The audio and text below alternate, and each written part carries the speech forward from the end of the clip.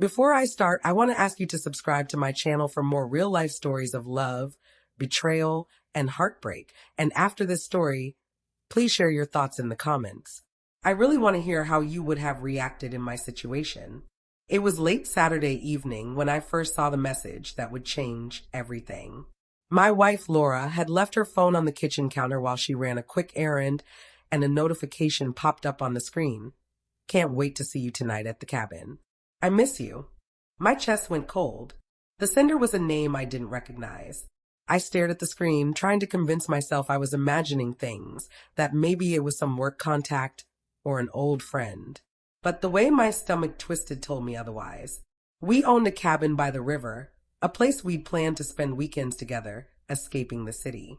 The thought that she might use it for something else, someone else, made my heart pound with a mix of fear and rage. I tried to shake it off, to go about my evening normally, but my mind kept circling. The past few months suddenly clicked into place. The late nights at work, the text she would hurriedly hide when I came near, the unexplained trips she took without me. I questioned myself at first. Maybe I was overthinking, maybe I was being paranoid. But deep down, I knew something was wrong. By the next morning, my suspicion had become an obsession. I decided I had to know the truth. I told myself I wasn't going to act rashly. I just needed to see it for myself. And I knew with a sick certainty where they would hide if they wanted privacy. Our river cabin. The drive there felt endless.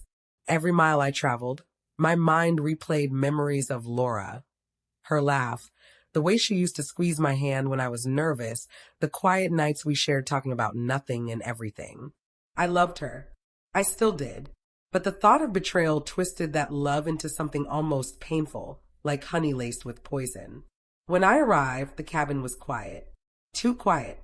The front door was unlocked, and I slipped inside, trying to make as little noise as possible. Everything looked normal at first, our mug still on the counter, our old fishing gear by the porch, but then I heard it. Voices. Laughter. Too close, too intimate. I crept toward the back room and froze. There they were. Laura, with her arms around a man I didn't know, smiling in a way I had never seen directed at me. My stomach lurched, bile rising. I wanted to scream, to run, to collapse. Anything but stand there paralyzed. The sound of a floorboard creaking caught their attention. Laura turned, and her smile faltered when she saw me. The man froze too, awkward and guilty. She stammered. Explain this, I said, my voice breaking, though I tried to keep it steady. Laura's eyes filled with tears.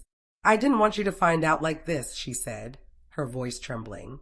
I didn't mean for it to happen. I never wanted to hurt you. Her words were soft, but the pain they caused was sharp and immediate. I felt my throat tighten, my chest ache, and for a moment I wanted to believe her. But the evidence was in front of me. The laughter, the touch, the secrecy. It was real, and I couldn't unsee it. I left the cabin that night without saying another word. I drove for hours, the river winding alongside me, dark and reflective.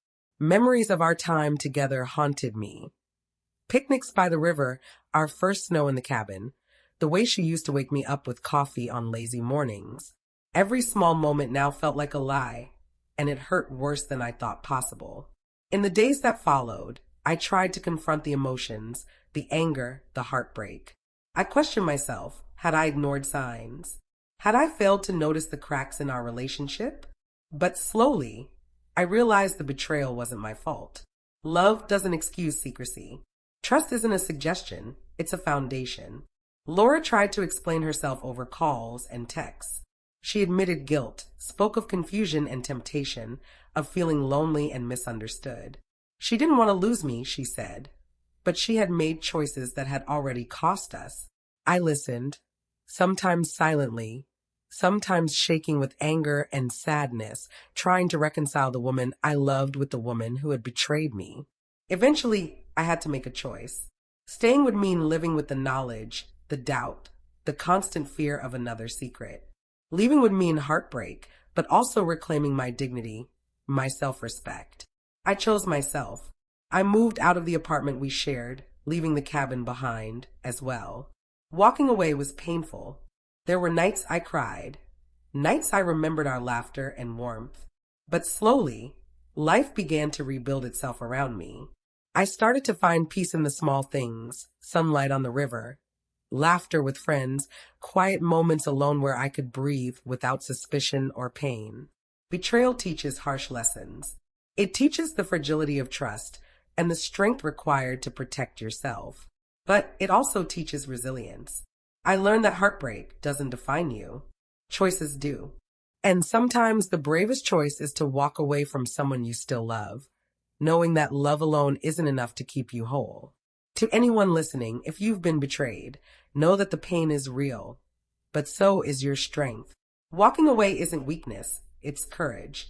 It's reclaiming yourself from someone who chose secrecy over honesty, temptation over loyalty.